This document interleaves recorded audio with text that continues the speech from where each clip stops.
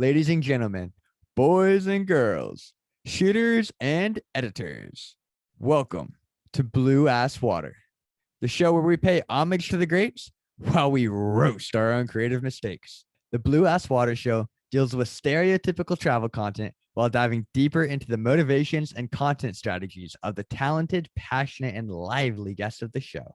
Our purpose here is simple: to spread positivity and good vibes, just like the content that inspired us in the first place. So with all of that said, I'm going to be bold. On YouTube, subscribe, like it, and at the end, leave us a comment. What was your favorite part of the episode? You learned anything? Who should we have on next? Any questions for next episode? Apple Music, give us a 5-star rating, please, please, please, please. And Spotify, follow the podcast and go ahead and download them too. I think that helps. So yeah, cheers, guys. Let's get right into it. On this week's episode, we've got a sharpshooter with a keen eye for portrait photography. Ladies and gentlemen, Ansley Pacetti. Blue ass water. What do those 3 words mean to you? Well, I grew up by the coast, so I automatically think of the ocean. And I actually just came back from the Keys, and there's some blue ass water in the Keys, so I think of the ocean. I love it. So when you were getting started, who were some of your biggest inspirations within photography? I would say probably like the biggest, I guess, inspiration that I have looking back was actually not a full-time photographer. It was a woman. She's kind of like a second grandma to me, but she actually gave me my first camera. So I've always kind of like really admired her. She is just extremely artistic, but she would take pictures of people and then have them printed on canvas and then paint over it. Whoa, that's So cool. yeah, she's awesome. So I definitely credit a lot of where I am today. I mean, I never would have had a camera in my hands if it wasn't for her. And another person that I definitely can think of, that's really significant. Her name is Meg Laubacker. Shout out to Meg. Um, she is a photographer in St. Augustine, and she shot my cousin's wedding. I was probably only 11 or 12, but she was the first woman that I had ever met that was her full-time job. And I remember I was just getting into photography and like How just old starting were taking you at this time? pictures. How old were you? I was probably 12. Okay. Yeah, So I was she had really a young. big influence on you, it sounds like. Yeah. So I thought, I mean, I was like, oh my gosh, that's so cool. Like, this is her job. And it was actually really awesome a year ago, I think. Yeah, right at a year ago. She reached out to me and I was thinking, oh my gosh, this is so cool. I've watched this woman over social media for years now. And she asked me to take her family photos. So that was super validating because she's the first person that I thought, oh my gosh, like someone that's a woman and has a family, like she's supporting her lifestyle by doing what she loves. So she's definitely someone that I like look up to and admire a ton. Yeah, it sounds like it. When we reached out to you, that's like a low-key big time moment for you. Yeah, I was kind of freaking out. Did that give you an instant confidence boost? Like, oh shit, like maybe I can do this. Yeah, it was definitely it was really validating. I just felt like I was doing something right if someone that I had looked up to would be so kind to sass me to and trust me to photograph her family. Because I know as a photographer, I think about special events in my life and when I get married, like I'm gonna be so picky with the photographer. I So can't wait to have one of the homies make a sweet edit for my wedding. It's gonna be amazing. I just know I'm gonna be so picky about all that kind of stuff. And I know that most photographers are. So it was the double whammy. The fact that it was a photographer and that I had looked up to her for so long. So it was cool. That's sick. So what made you want to get into Yeah, so I wasn't even on Instagram yet. My parents were like really I was very sheltered and so I didn't have Instagram. So I was just kind of like doing my own thing. I got given a camera that was not, I mean, it was just like a hand-me-down camera. And I started taking these pictures, and my parents were both like, those are really good. you've got an eye for it? Yeah, everyone kept telling me I was, 12 or 13. I was like, whatever, like it's just fun. I just like doing it. And then I don't actually remember how, or I guess I don't remember the exact moment, but my best friend at the time and I both kind of took an interest and got super into it. And she lived down the street from me. So we were like, oh, we need to start a business. And so we started I had to beg my mom. I'm like, Mom, can I please have an Instagram account? So my first my first Instagram ever was my business account. It's actually the account that I have now, like still the same one. Um, but we went in together and that's how it kind of started. And then we weren't taking pay at the time. We were just asking our friends to like take their pictures. And I remember we shared one camera. It was like little Nikon Coolpix, nothing special. And I actually had to break off with my business partner because I started wanting to charge. I was like, this is something that I might want to do down the road. And she wasn't super comfortable doing that. And so we broke off and I did my own thing. And But yeah, that's how it started. how old were you guys at this time? When I had my first paid shoot, which was probably like a month after I kind of separated myself from her business wise, I was almost 14. And I remember because the client or the woman I was taking senior pictures and it was a mom and her daughter and they had to pick me up from my house to take me because I couldn't drive. Wow. And I'm sure you didn't have an Uber at the time either. No, I didn't even have a cell phone. So that was the other thing. I was thinking back, and I don't even know, like, I don't know how I was talking to people or like getting in contact. I didn't have a phone number. So I really don't know. I don't remember, but I was very young. You seem to be good at making connections, and some of those connections have led you to be able to go abroad and take photos. Talk to me about experiences abroad and any scary things that have happened, surprising, hilarious. For example, I just took a trip to El Salvador, and of course, I had to shoot some. I've never been. It's a very different country from the US. And while I was there, at first, I came in with a few, predispositions, I guess you could say, just because it's a totally new place, never been, and not all, it's a little bit poorer than the States mostly. And so when I was there shooting, A, I don't speak Spanish, which I'm not proud of. I need to learn. Definitely put me in an unfortunate place down there just because I was like wandering around and I hardly communicate. I felt bad, and that was on me. I take full blame, full credit. Anyways, while I was down there and I was taking videos, I was trying to get, the local scenes of this town and the city and all that, but I didn't know how to be or if locals would be okay with me getting shots of them. And so I'm doing it very, very discreetly, kind of holding the camera down by my waist, just, looking my head around as if I'm just town, taking it off, just me, not the camera. So I had to be very discreet about it. What are some scenarios that you've encountered while shooting abroad? So my most recent experience abroad, I was in Haiti. And it was my second time going back. So just like a little background. The first time I went with some friends that I graduated high school with, and one of my friend's moms works over there. So she goes back and forth and is super, super familiar with the area. And so it was a really safe trip. And we got to go. I love telling people like I got to experience all these things that if I wouldn't have been with her, you don't just take a trip there and get to go to these different places. So it was really special and I just fell in love with it. And kind of like you were saying, I went and I'd never been. So naturally I had to bring my camera and take pictures. So that was the first time I went and I just, enjoyed the trip and took pictures just kind of along the way. Nothing serious. It's just what I love to do. And then let's see, October, like at the first of the month, the same woman reached out to me and said, "Hey, could you be in Haiti in 2 weeks?" It's like, I'm in school. I don't think what are you talking about?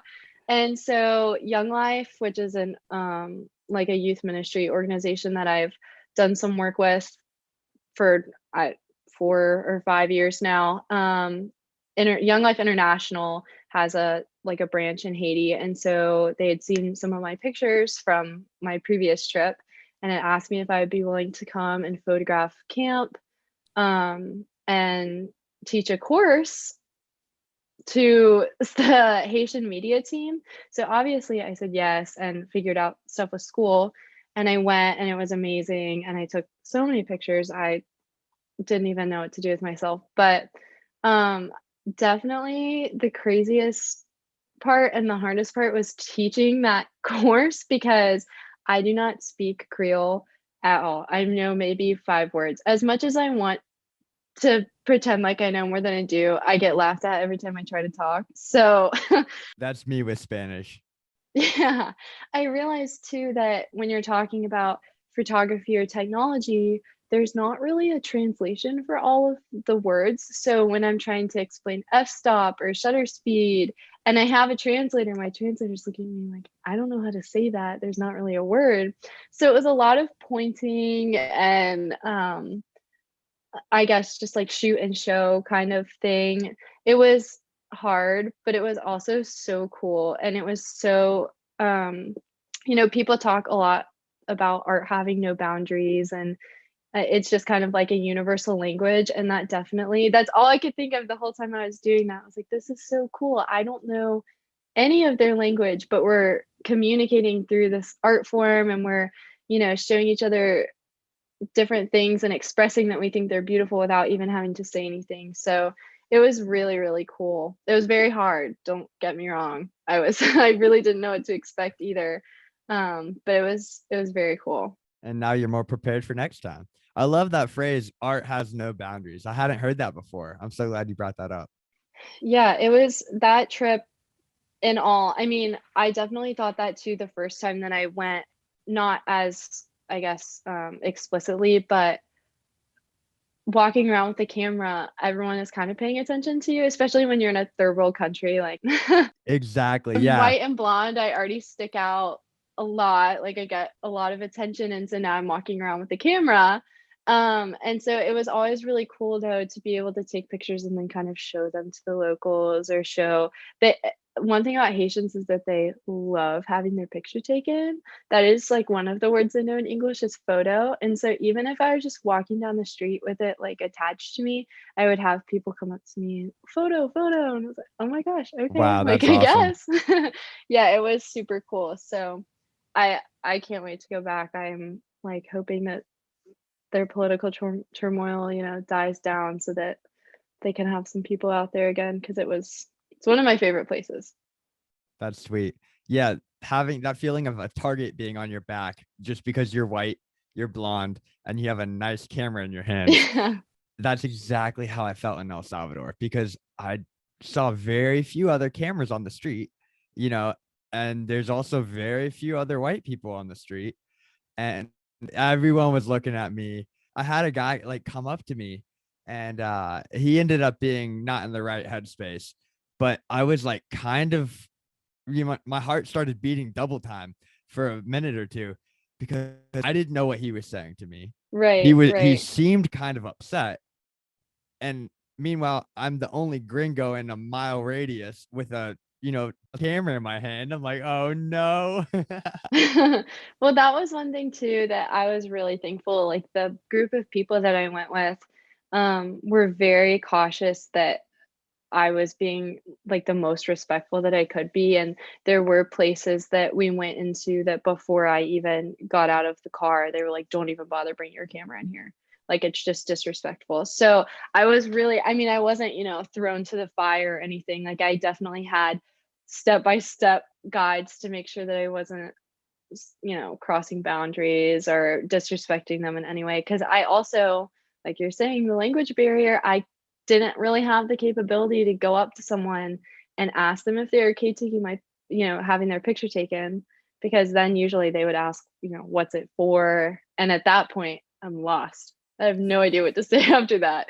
For So, me, there was an instance where the main local food is called a pupusa in El Salvador, and it's like a stuffed cake with either vegetables or meats, cheeses, whatever you want in it, and it's pretty good. I quite enjoyed it. Most people I spoke to that weren't from there enjoyed pupusas. My point is, we were at a little cafe, a bakery, and the woman was like literally on the street part of it cooking a whole fresh batch, 20 of them, right on like the hot top, And I didn't know how. It's only Spanish. I grew up learning French, and so I asked my friend, and he told me how to ask if I could take her photo, video in Spanish. I went up to her, I did, and she gave me a big smile. It's like, see, and I was like, yes. And so then I got some shots of her. They looked pretty crisp, and I showed them to her. She was happy. It's interesting, those little moments, those little experiences where if you kind of push the envelope a little bit, respectfully, of course, right. sometimes you can come out with like a really great experience. Right. It definitely too, the first, and I knew it would be like this the second time I went back because I remembered the feeling the first time. And I would say the environment. So I was at camp for 3 days. And so the first day, even the first couple of hours, it was just awkward. Like you're walking around, these kids don't know who you are. That most of the staff knew who I was or what I was there for, but the kids don't know who you are. And so it's like so disruptive because you're trying to capture authentic moments and things that are happening. But as soon as you walk up to them with a camera, it's like all they want to do is stare at you or just look at you like you're crazy. So it was definitely just kind of learning how to blend. I mean, there was no blending for me, like look How do at me, you but how are you a fly on the wall when you are the wall, right, right. So just, learning, I guess, and I hope that over time I'll have more experiences that allow me to kind of grow these skills of blending. But that was definitely the hardest part is like that icebreaker nervousness, I guess, and just awkwardness you feel walking up to a stranger and just taking their picture and hoping they don't care. What's funny, for me, it's awkward doing that anytime. I mean, you do it anyways, but I don't know if it's more nervous, like it makes me more nervous or less nervous when I'm doing it in a foreign country, because it's like, well, if they don't understand what you're saying, they don't understand what you're saying, and then you move on, whereas in the Right. States or with a speaker of the same language as you, uh you ask them, and then it's a whole awkward moment if they're like, no, or, you know what I mean? No, I completely agree. It just honestly depends on the environment for me. Sometimes I'm like, I feel really comfortable sticking my camera in there and getting the shot, and other times I'm like, I don't know about this You one. just got to go for it. Right. All right. This section of the show is game time. Rapid fire Oh my questions. gosh. Okay. Yeah, we're going to have a little fun real quick. It's this or that. Photo or video? Photo. JPEG or RAW? Raw. Lightroom or Photoshop? Lightroom. Tacos or pizza? Tacos. Best taco spot in St. Aug. Go. Don't let me down. Osprey. Let's go. Yeah. Maybe I wear my hat next time. Next Yes. episode. I'm glad you did not let me down. What's your go-to order from Osprey? Shout out Osprey Tacos in St. Augustine, Florida. Right down the street from me. I really like the Cuban taco. Mm, It's agreed. so good. 100%. It's 100%. so good. Yeah. I mean, it's the best of both worlds. It's such a meaty little taco. Like I literally could eat one and be full. I love it. All right. So landscape or portrait? Portrait. No travel ever again, or only travel for the rest of your life. You don't have a home, but you're traveling all the time. Easy. I dig Only it. travel. I dig it. Here we go. This is a very, very, very controversial one. Oh boy. Whoever's listening to this, you may offend. You will offend someone. You won't offend others. Spotify or Apple Music? Spotify Let's all day go. long. Let's All go. day long. All righty. Sorry to all the Apple Music listeners. Keep listening. Rate us 5 stars, please. No disrespect, no hard feelings, but Spotify's the way to go. Watch this on YouTube as well. Group shots or one subject? One subject. And then the last one, would you rather be a famous YouTuber or a famous TikToker? I cannot stand TikTok, so I'm gonna say YouTube. I don't even have TikTok. I'm right there with you. I do have TikTok, but It would take me forever to get famous because I don't even have the app. well, after a quiet 2020, wedding season is back. What would you say is one of the most challenging parts of shooting weddings? Okay, so weddings are hard in general, and I think you really have to have it. Well, for me, it was more of an acquired taste. I shot my first wedding, and I was like, I'm never doing that again. That was horrible. I hated it. But as time has moved on, I have actually come to really like them because I think that I mean, it's just a really precious time for the people that you're photographing and the I mean, the level of significance that you're playing in their day, like you're literally helping them remember a very important part of their life. So I've come to like them. I'm not going to really say love them, but I like them. um, They have a nice price tag as well. yes, That helps. it does. It does. Although every time I come home from one and I start editing, I'm like, was it worth it? um, it's just a lot of work. So, and it depends on the size of wedding that you do. So, I would say my biggest hesitation with weddings and the thing that I struggle with the most is if I'm going to hire a second shooter or not. So, because of well, I'll start by saying this. I have a really hard time.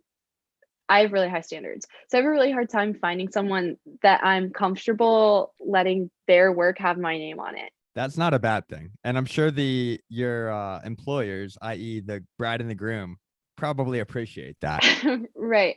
And I just have always been kind of a one man show and I like the workload and I like the hustle and the task. So it's really hard for me to kind of take a step back and let someone else have part of that. Not because I like want all of the pay because trust me, if I could have good solid help all the time, I would take it. But it's just really hard for me to trust someone else to do the work to the level that I would do it. So that's what I find the hardest. And because of that, I also have a hard time managing the size of wedding that I want to work. So because I don't like working with someone else, I'll usually try to stick to the smaller weddings. I've made a couple of exceptions because they're people that I'm friends with getting married. And I've done some bigger weddings, but I really honestly prefer elopements because it's like a fancy engagement session and they're usually somewhere really cool. I would just say, an advice to anyone who's getting into weddings to start out as a second shooter. There's so many different resources and people constantly looking for someone to second shoot for them. It's super low risk because your pictures are not essentially what I found when I shoot with someone else, either being the prime photographer or the second shooter.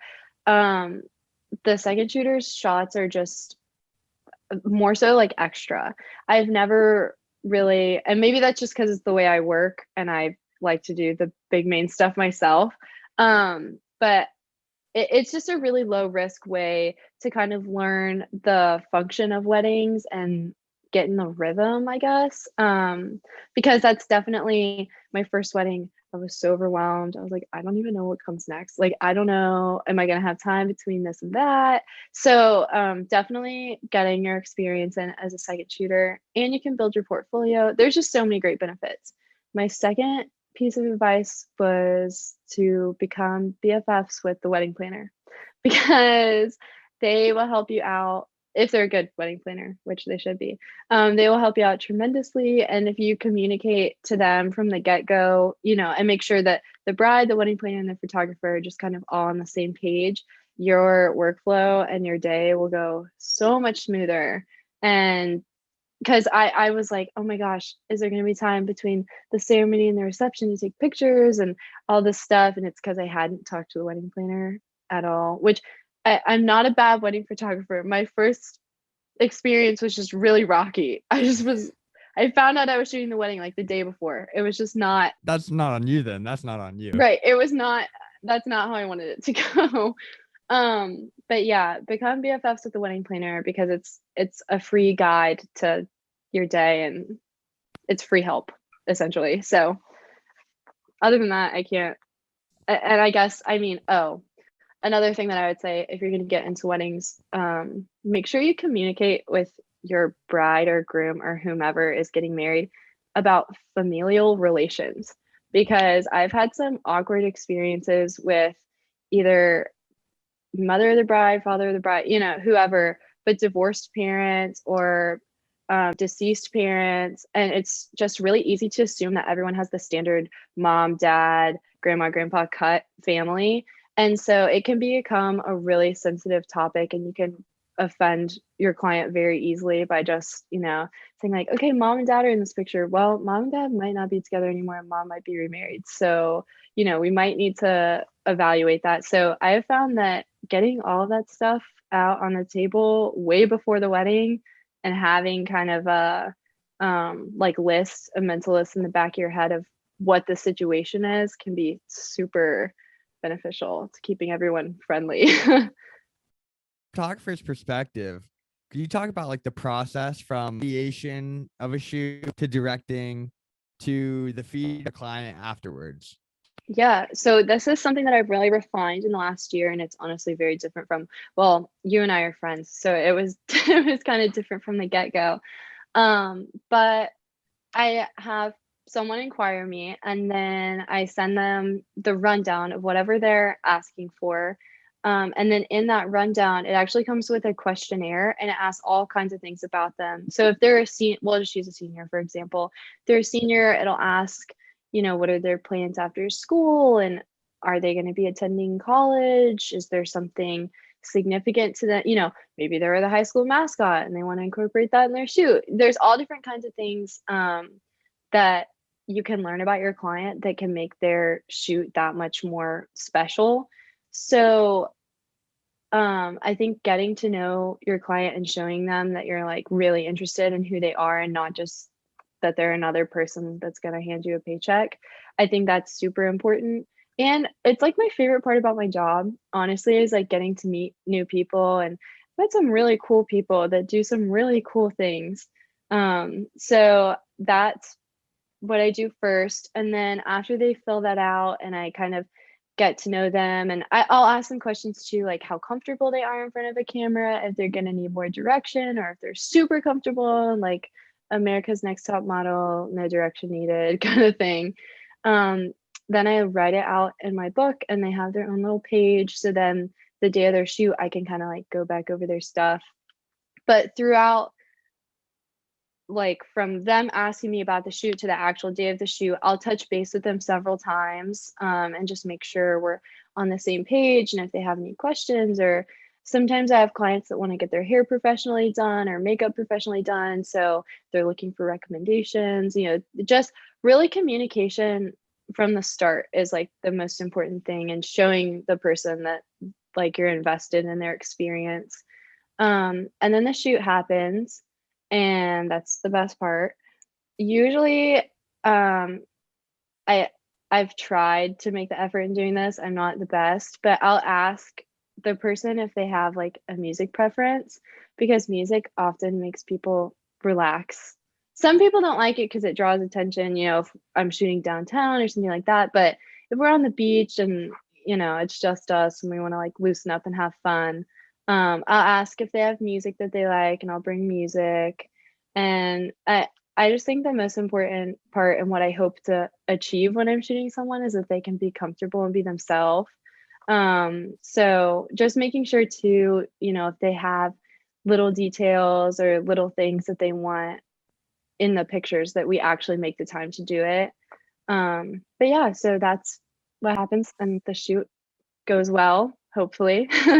And then that night I come home, I put all my pictures on my hard drive, and I try to send between 5 and 10 sneak peeks like that night, so that the person can get excited and have something to look forward to. And then I'll send a follow-up email, just like thanking them and asking them. There's like another, I guess it's like a survey at the bottom to talk about their experience and if there are things that made them more comfortable or things that they could have done without. Just basically client feedback is like super important because you can learn a lot about, if you're spending a lot of time on something that's not really benefiting anyone, like why are you still doing it? So yeah, just client communication, because you learn the most about your business from your clients, and your clients are who are hopefully going to refer you to someone else. So you definitely want to make sure that they have a like good taste for you in their mouth and that they have a really good experience, because if I'm sending someone pictures that I took of them that night and they went out to dinner with their friends, they're probably going to show who they're sitting at the table with, like, oh my gosh, look at my pictures. Yeah. And that's instant marketing right there. So free advertisement. Ansley, after a quiet 2020, wedding season is back. What's the most challenging part of shooting weddings? The best part? What's your advice for newcomers? Okay, so weddings for some people are an acquired taste. I did not love them at first. I don't even know that I really do love them. I have just come to like them. And I mean, it's just because I had a rocky start with weddings. But I would say the hardest part for me personally is, if I'm going to go the route of having a second shooter, is finding someone that I trust to create the level of content that I would create. Just because that's just hard, because at the end of the day, the client is going to get work with your name on it that someone else did, and the whole time you're shooting, fingers crossed that they do things the way you want them to, or the way that you would do it. Which part of that is just finding the right person to work with, but it's still scary, because you don't really know until you have worked with the person a couple times. So I would say that's definitely one of the hardest parts. As far as advice goes, I would say, don't dive into the deep end head first like I did and shoot a wedding solo for the first time ever, because that's a horrible idea and it's very overwhelming. I would say spend as much time second shooting, get as many weddings under your belt that you can as a second shooter, and then that way you can build your portfolio. You can also kind of decide if it's what you like, because it's a lofty task to sign up for, and it's hours on the back end of editing. And if you don't love it, like, you're gonna be kicking yourself later, like, why did I say yes to this? And you can't bail on a wedding assignment either. Right, Halfway through the edit, you can't be like, I don't think I'm cut out for this. They need their edit. They need their photos. They need the selects. Right. So weddings, they have their pros and they have their cons. It's always super special that you're a part of such an intimate and like precious day for people, and it's so monumental, and it'll be one of the most significant days in their life probably. So it's easy to fall into the trap of like, oh, that's so awesome that I get to be a part of this, but it is a lot of work. So I would definitely say, have some experience under your belt. Second shooting is low risk. You usually get paid pretty decently, and you're probably not editing on the back end, because the person who hired you usually does editing, which is really nice because you get paid to just take the pictures. Right. The fun part, some people might say. Right. But to be fair, not to discriminate, some people are purely editors, and that's their thing. There's the age-old debate: team shooter or team editor. Right. Many of us nowadays, and many jobs nowadays, force us to do both, which I think is great, because then you learn. It's immensely beneficial to be able to shoot and edit. But there's plenty of people out there who are just shooters or just editors, and they pass the work off to the other person. If someone would cull the collection of pictures for me, I would be happy to edit them. I just hate going I hate going through like thousands of photos. Right. I can totally understand that. The other thing that I would say is making sure that you like really communicate with your client about familial relations. And oftentimes when you're at a wedding, it's a family gathering, and it's really easy to assume that everyone has the, cookie cutter mom, dad, grandma, grandpa, and the 3 siblings and the dog kind of family scenario. But more times than not, the traditional assumption of what family looks like is not the case. And so it can be a really touchy and sensitive subject if you go into a family setting, assuming that you know what's going on. So I always like to write like the first thing when a bride asks me about shooting her wedding, like the whole first section of the questionnaire is about the family. And is there anything that I should know? Is there anyone that, I mean, it's not in this wording exactly, but is there anyone that doesn't get along? When we do pictures, if mom and dad are divorced, do they care to be in the same picture, or are they remarried? There's a lot of different, and if someone's parents are deceased and have passed away, you don't want to be walking around saying, oh, where's mom? Like that is just, I mean, you can't help but feel horrible. And it's just better to know ahead of time so you save yourself the embarrassment, and like you don't want to bring up heartache on such a awesome day. So Of course. I would definitely say knowing what you're walking into before you actually get there. And it just makes your client think you're being that much more intentional to ask and not just assume. So I just think really taking into consideration with any, like you're saying, with any client, even if it's not a full family situation, I think a lot of the times too, seniors, especially my class of 2020, a lot of people took a gap year. Seniors are graduating high school and going to college. So I was really hesitant to ask, because I mean, it's easy conversation, you're on the go, you're trying to think of things to talk to your client about, oh, where are you going to school? Or, oh, what are you doing after school? And 2020 was a stressful year.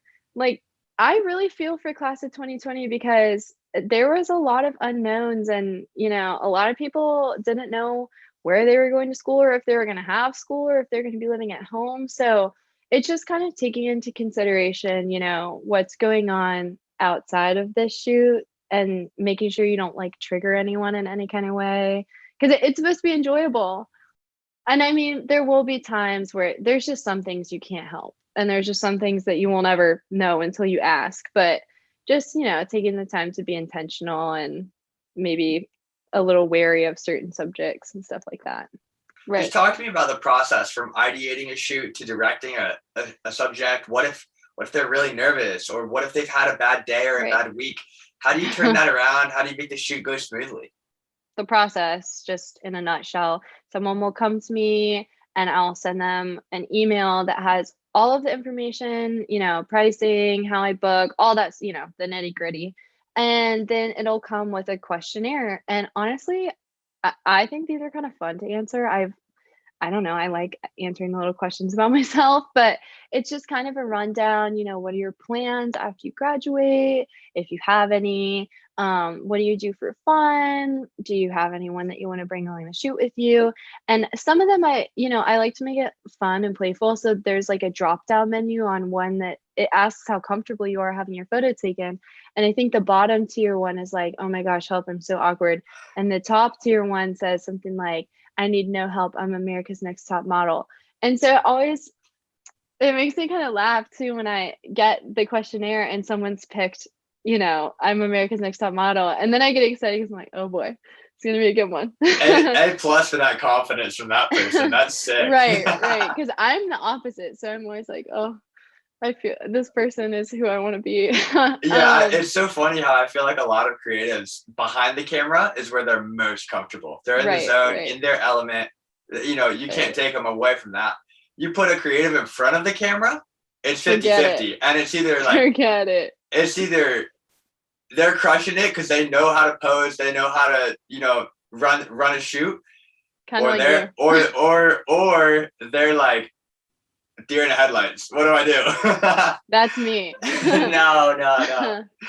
Yes. But yeah, so I sent a questionnaire and it asked about their style and if there's any, if they play a sport, would they want to incorporate that somehow into the shoot? Just making it more customized towards them. And so it's not just like I'm going out with a expensive camera and a low f-stop and taking a high quality picture. Right. It's about, you're selling an experience and you want the person to think and to know that you care about their experience. So from that point on, we'll pick a day, and then depending on how much time is in between those, if it's 2 weeks or 6 months, I'll check up on the client periodically and just ask if they had any questions. I send like a week after booking, you get, I call it like a free gift, but it's just kind of like a guide, and it has like outfit pointers and like things to do to make you more comfortable leading up to the shoot. And it's honestly just things from like my personal experience that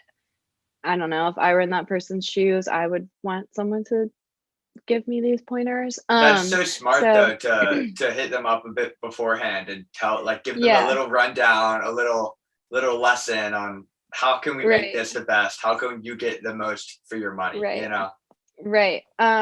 So, and then the actual shoot happens, which is always the fun part. And I, depending on how comfortable the person is, I'll gauge the amount of direction that they need. Some people, I literally don't have to tell them anything. And then other people are like me, where I have to tell them where to put their pinky finger because for some reason it just looks out of place. The age-old question of what do I do with my hands? Right. Right. I'll tell you what to do with your hands. Yeah. So, and then another thing that I try to do, I don't do it as often as I should, is I'll ask the person, what kind of music that they like. And if they, would enjoy having music playing while we're shooting. Sometimes people love it because it's a way to like loosen up. Other times people see it as more of like it draws more attention to what's going on. Right. It also, it depends on where I'm shooting, but that's always something fun. And it's like you just get kind of an insight to the person's personality. Of course. Music tells a lot, and you already know a lot from the questionnaire that I send out. So that's what happens. And then I always make sure I come home, I'll get all the pictures out onto my computer and my hard drive. And then I do my best to send about between 5 and 10. Sometimes I send way more because I get excited. But sneak peeks, that way the person, because for some people, getting your picture taken is so nerve-wracking. So if you can send them something that like validates that they had like a good experience, it can be like a real like calming thing. And so we've talked about this, but if I send them sneak peeks and they went to dinner after I, shot with them, they're probably going to show their pictures off to their friends, and that's free advertising. So exactly, because that friend could hit you right out the next day and be like, hey, Ansley, I want to shoot. Right. That happened to me this year, and no way. I couldn't figure out what's going on. It was like I'm sitting at my computer editing, and then I had five. Yeah, I had 5 inquiries, all from Jacksonville University, which I don't like ever shoot in Jacksonville. So I was like, what is all this stuff from Jacksonville University? And all of them, because on the thing that you fill out when you inquire about shooting with me, it says like, how did you find out about me? And all of them were like a friend and then the girl's name. And I was like, oh my gosh. So it definitely is just from me sending her those. But yeah, and I also will follow up with a survey, like asking about the experience and, if there were things that they found helpful or things that they could have done without during the shoot. You learn pretty much the most about your business from your clients and what they have to say. They're the ones experiencing you and, fitting the bill. So what they have to say is so valuable. So I always try to, kind of double back and make sure that if they had something to add or something to say about the experience, I want to like take it to heart to a certain degree, if it's something crazy, whatever. But I've also just really like come to love the business side of it. I don't know, it's really rewarding to watch your business grow. And it's like, I love shooting. So if I can do something that gets me behind the camera, every day of the week instead of 3 times a week, then I'm gonna hustle and do whatever it takes to be behind the camera more often, because that's the part I love. So everything is kind of like full circle, and what you put into is what you get out of it, and that kind of situation. So that's sick. Yeah, to everyone listening, Ansley is dropping bombs for the business perspective right now. When I started getting really serious about shooting, I would get frustrated. Like, I would look through pictures on Instagram, and I think there's a lot of misconception too. People play like, I don't know. There's a lot of negativity towards the comparing game right now. And I've seen a lot of things where people are like, stop comparing yourself to other photographers, like, blah, blah, blah. And yes, I agree with that. But also, like, let that motivate you. Because I remember looking at pictures that I knew were better than mine. It's like, why don't mine look like that? And I remember my mom looking at me and she's like, you have to be behind the camera every day if you want your stuff to look like that. And I was like, well, I don't have clients every day. Like, I don't know how am I supposed to shoot every day? She's like, figure it out. Like, take your brother outside, make him stand there. I don't know. But there's always something to photograph. And if you actually want to get better, then you actually do have to be doing something every day. So definitely every time I think about that too, and how often I shoot now and how fast I grew from shooting like every single day, I think about my mom. I'm like, man, she was right. Never really done photography in her whole life, and she was right. That's awesome. That's awesome. We love a good mom shout out. Hey, moms are the best. They are. Shout out, mom. What is your North Star brand you'd love to shoot with someday? Oh, that's so hard. Okay, actually, that's not really that hard. So I don't know if it's just kind of a thing that I've made up in my head since I was a kid, but I really want to shoot with Billabong. Oh, that'd be sick. I just think that'd be. My answer might have been different like a year ago, because I probably would have said Surfer Magazine, but since that literally doesn't exist anymore, tears. I'm very sad. R.I.P. That was my dream job. Like, I have the 70s and 80s surfer posters behind me. I don't know if you can see them, but yeah, probably Billabong. It's kind of the culmination of everything I love. It's the beach, and I shoot a lot of swimwear, and so I just think that it would be, I don't know, I just think that'd be really sick. And I've done product before, and I don't know, and I use it, so I'm like a believer in it. I'm like, I would shoot for Billabong. Like, I love their stuff, so I think that they would be so sick to work with. All right, here comes the next section of the podcast. Gear talk. Why we hate it, why we love it. Ansley, what's your go-to setup right now? Okay, my go-to setup, I'm shooting with Canon currently. I have a 60 Mark II, and my go-to lens is a 50mm 1.8. It's literally like, and I'm gonna harp on this for a minute. That is the most basic, standard, honestly, probably the most affordable lens you can get right now. Like, I literally think if you buy it off B&H Photo, it's like under $200. Wow. And that, yeah. No excuses. It is my favorite lens. And even people have said, well, why don't you upgrade to 1.4 f-stop? And for those of you who are not super familiar with what that means, it just means it has a blurrier background. And honestly, I have shot with both, and I really can't tell that big of a difference. But that lens is just everything to me. Like, I'm so comfortable shooting with it. It's so easy to understand, and it's so affordable. And so I really think for anyone starting out, like, there's, like you said, no excuses. Like, it's so inexpensive. And I was thinking this morning, but the more familiar you are with your gear, you can push it and stretch it way beyond what they sell it as, because obviously companies want you to purchase more expensive and better equipment down the line, so they advertise it at this like face value. But if you're familiar with that equipment and you know how it works inside and out, like, you can get so much more out of it. What's a creative mistake that you've made in the past that you kind of just have to laugh about now? Okay, so when I first started shooting, like, even thinking about this is making me cringe. When I first started shooting, I mean, I was really young and I didn't really have much, but I did not even attempt to invest in editing software, like at all. None, nothing. So literally, when you like drag and drop pictures onto your desktop and then you can click on them on like a PC and then you can just edit the like saturation or the contrast or the exposure. Like that's literally how I was editing pictures. That's it. It's a start. And no, it's not a start. It was horrible.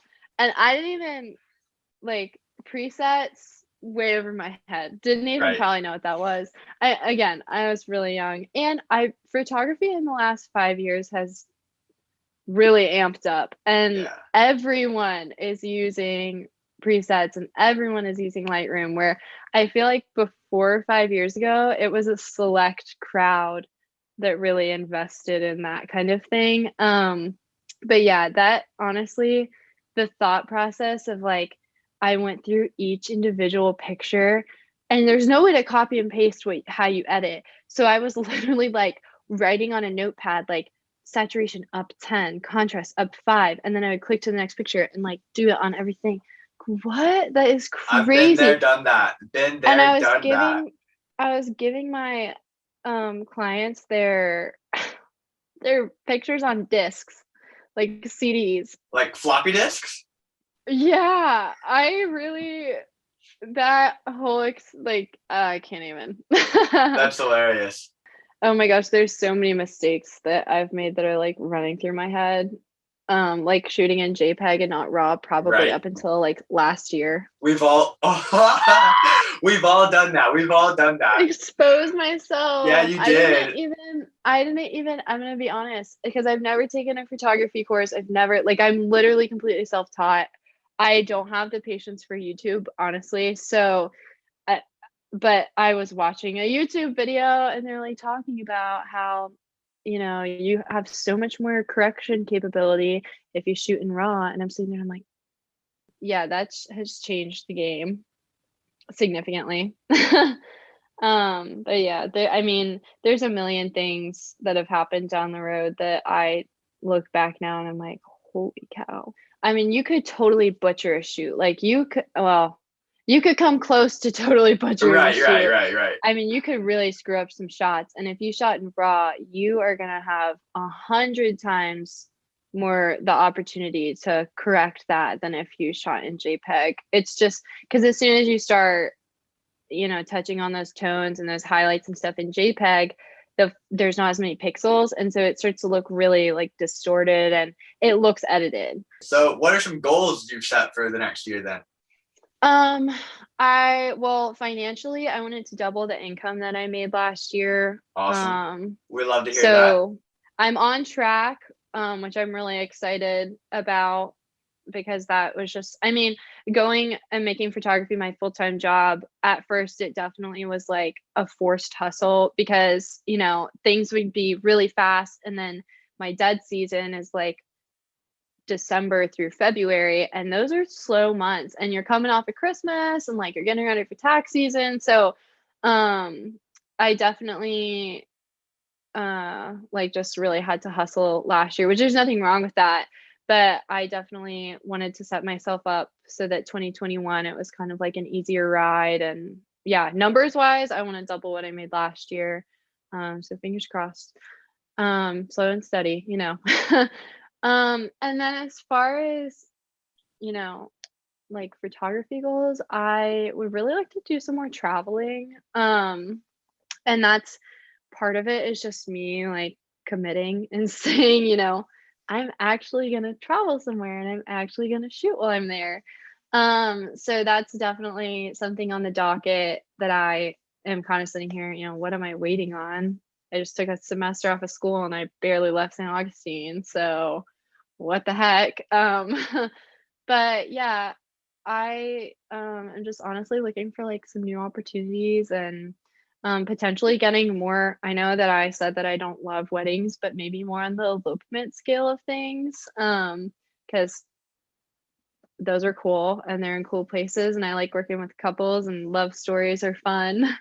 So yeah, maybe some stuff like that. I don't know. I just really want to learn like as much as I can and then kind of fine tune. Right now I'm doing seniors and that's great and I love it. But you know, I want to have more tools in the toolbox so that 5 years from now, if I don't want to shoot seniors anymore or want to take a break from that for a couple of years, I have some other experience and some stuff in my portfolio built up. So very smart, forward thinking of you. trying to be. Who are 2 creatives that others should follow? Oh, this is so easy. So Evie Rupp is a well, she started out as a photographer. Her story really resonates with me. She's from Ohio. She moved to California, went to school. She ended up dropping out because she was like, what the heck am I doing? I'm so good at photography and I love it, which like, that's what I did this semester. She did photography for like a year or so. And then she was making 6 figures. And she's like 20 something. I think she's 25 or 26 now. I don't know. Don't quote me on that. But she's I'm like, gonna quote you on that. she has completely like blown up and is not just doing photography. She's doing a ton of business education. And she just launched a swimwear line, which is like kind of dope. Super and dope. she Totally like left field compared to the rest of the things she's doing, but that's and sick. She's so smart and she has a ton to offer, especially now doing product. So she's, you know, understands the side of like entrepreneurship, but also like product sale and design. So, and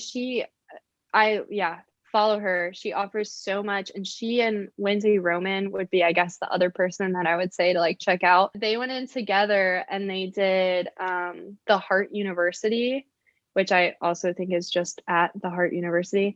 And it's a whole like teaching program for entrepreneurs and they offer so much free material. So even if you're not like down to pay, you know, or you're not in a position where you can really afford to like invest in business education like that at the moment, I highly advise saving up for that. But if you're not, they have so much free content. So I really can't speak highly enough about them. They're both awesome and like standout people in the community and just really steadfast. So definitely check them out. They are doing some awesome stuff. Ansley, thank you for coming on today. This has been so much fun. Where can people find your work? I'm on pretty much everything. Instagram and Facebook. My handle is at Ansley Pacetti Photography. That's where all my work is. And if you want to check out some galleries that I have, the link is in my bio. It's all pretty accessible. So all right, Ansley, appreciate your time. Have a good one. Thanks so much, EMac. This has been a blast.